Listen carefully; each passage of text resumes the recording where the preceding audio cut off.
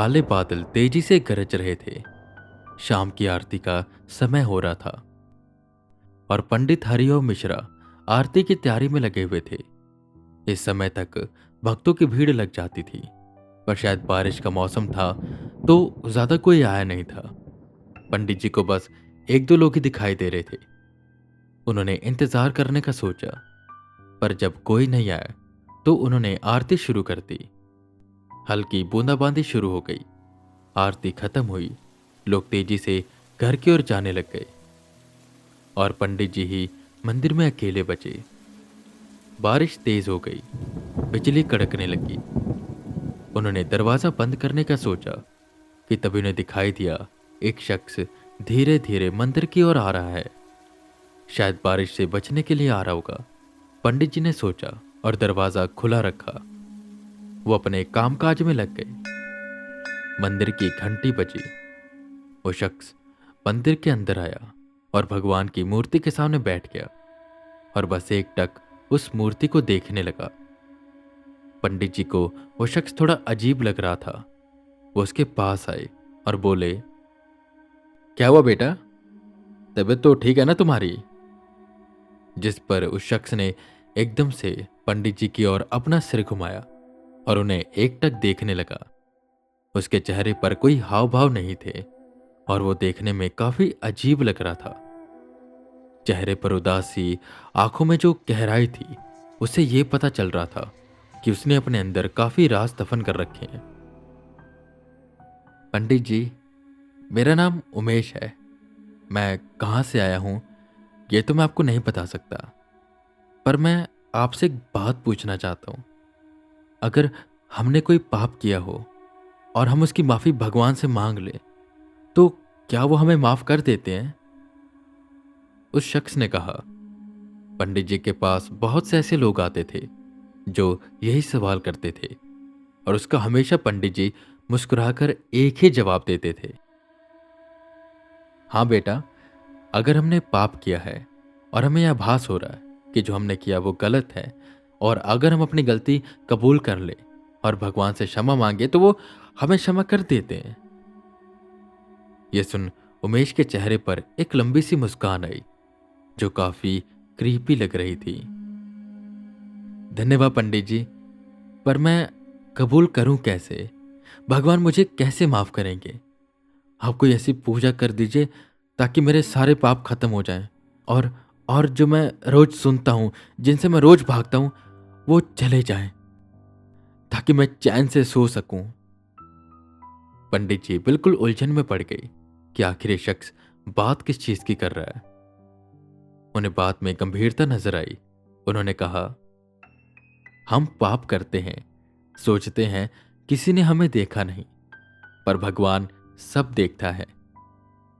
बीच में ही उमेश बात काटता है और कहता है, आपने कहा था ना कि अगर मैं अपने किए पाप को कबूल कर लूं तो वो मुझे माफ कर देंगे। तो मैं यहां पर कुछ कन्फेस करना चाहता हूं। फिर आप मुझे कोई रास्ता बताइए जिससे मेरे पाप खत्म हो जाएं। पंडित जी ने हामी भरी और उसे कहा कि वो बताए उसने क्या पाप किए हैं।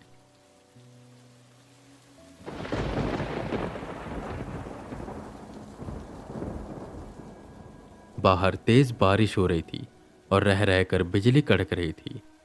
मंदिर के अंदर बस पंडित जी और वो उमेश बैठा हुआ था।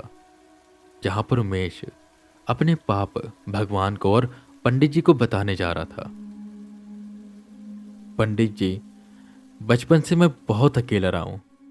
मेरी माँ मेरे पैदा होने के 6 साल बाद ही मर गई, जिसके बाद मेरे पिता एक नई माँ लेकर आए, पर वो मुझे प्यार नहीं करती थी। बचपन से ही मैंने काफी कुछ सहा है। वो मुझे नौकर की तरह रखती थी। ना ही मुझे मेरे बाप का प्यार मिला, ना माँ का। जो भाई बहन थे वो भी मुझे ताने मारते थे और तंग करते थे। जैसे ही मैं बड़ा हुआ मैंने घर छोड़ दिया, मजदूरी की, दुकानों पे काम किया और पैसा इकट्ठा करके मैंने एक ई रिक्शा ले लिया, जिससे मैंने दिन रात मेहनत की। मेरी जिंदगी ठीक ठाक चल रही थी, पर उसमें खुशी नहीं थी, प्यार नहीं था। मुझे बचपन से ही प्यार नहीं मिला। और मैं बचपन से ही प्यार के लिए तरसा हूं। पर एक दिन मुझे प्यार मिल गया। एक लड़की मेरे रिक्शा पर आकर बैठी, जिससे मुझे पहली नजर का प्यार हुआ। उसका नाम श्रुति था। बहुत सुंदर थी वो। अब तक पंडित जी को लग रहा था कि ये कोई प्यार का चक्कर है, पर जो बात आगे उमेश बताता है उसे पंडित जी अपना फोन चुपके से निकालते हैं। पर पंडित जी, बस एक चीज की समस्या थी, वो मेरे प्यार को कबूल ही नहीं कर रही थी। पर मैं उसके प्यार में पागल हो चुका था। उसका शरीर मुझे अपनी ओर खींचता था। उसकी खुशबू, उसकी वो चाल मुझे मुझे मोहित कर रही थी। एक दिन मुझसे रहा नहीं गया। मैंने जबरदस्ती उसे उठा लिया और अपने रूम पर लेकर आया। वो प्यार करने के लिए मान ही नहीं रही थी, पर मुझे प्यार करना था और मैंने प्यार किया उसकी मंजूरी के बिना ही। पर प्यार तो प्यार है ना। मैंने उसे बहुत प्यार किया, बहुत ज्यादा। पर पंडित जी, वो प्यार करते करते ही मर गई।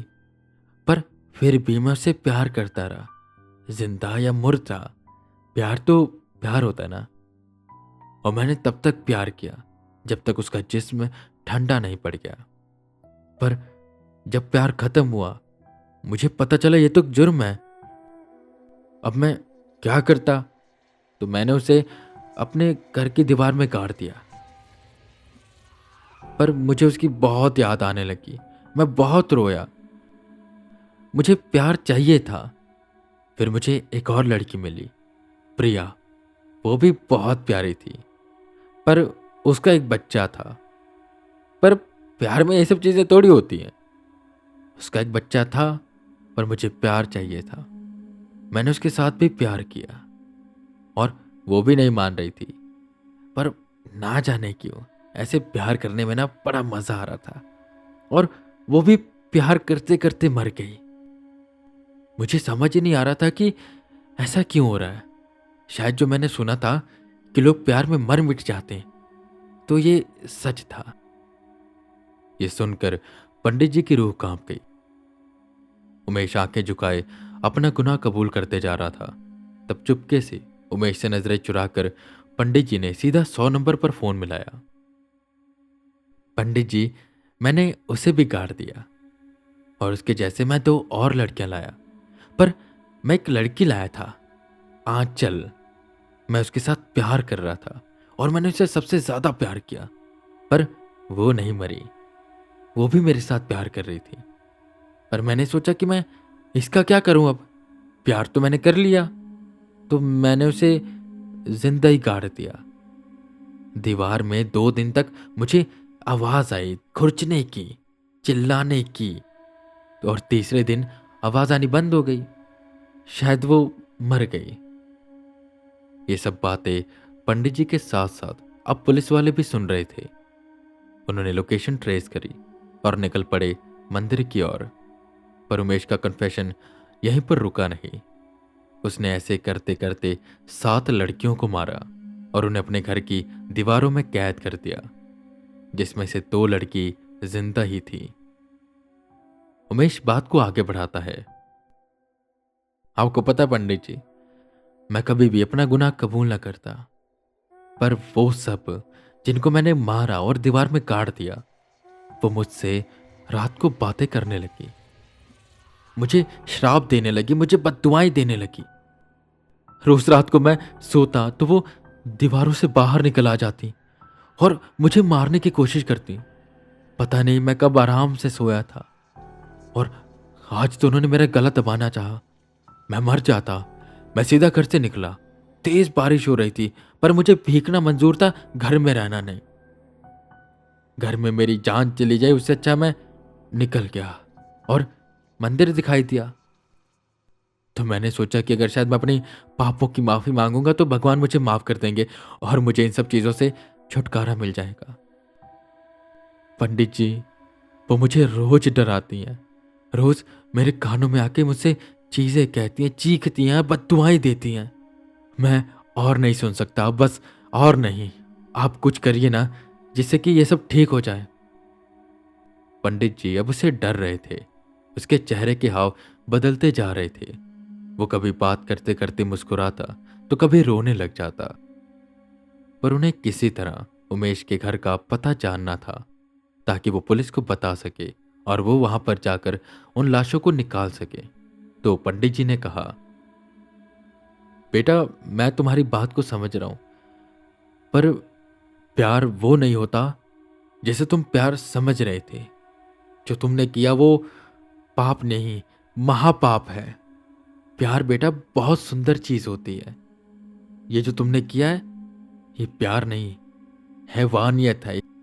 पर शायद तुम्हें पता ही नहीं था कि प्यार होता क्या है, क्योंकि तुम्हें कभी प्यार मिला ही नहीं।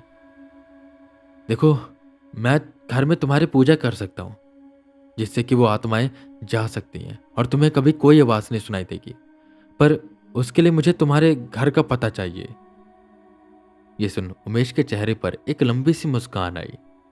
उसने अपना पता बताया कि तभी उमेश के कंधे पर किसी ने हाथ रखा। वो पुलिस वाला था। उमेश पलटकर देखता है, 4 से 5 पुलिस वाले वहीं पर खड़े थे, जो उमेश को अरेस्ट करने आए थे। उमेश के चेहरे पर कोई हाव भाव नहीं थे। वो बस एक ही बात बोलता जा रहा था कि मुझे मेरी उन दीवारों से छुटकारा मिल जाएगा। मुझे कभी उस घर में नहीं जाना पड़ेगा। वो पागल सनकी था। पंडित जी काफी देर तक इन सब बातों को सोच रहे थे। उन्होंने मंदिर का दरवाजा बंद किया और निकल पड़े उस पते की ओर जो उमेश ने बताया था।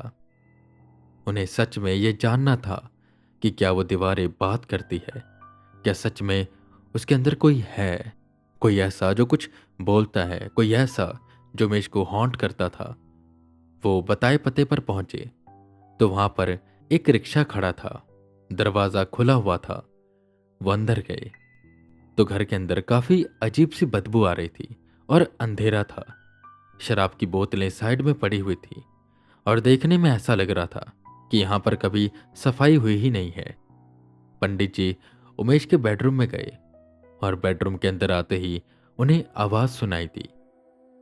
क्या वो मर गया? क्यों क्यों उसने हमारे साथ? क्या वो मर गया? कहां पर है वो? उसे मौत मिलेगी, उसे नर्क में भी जगह नहीं मिलेगी।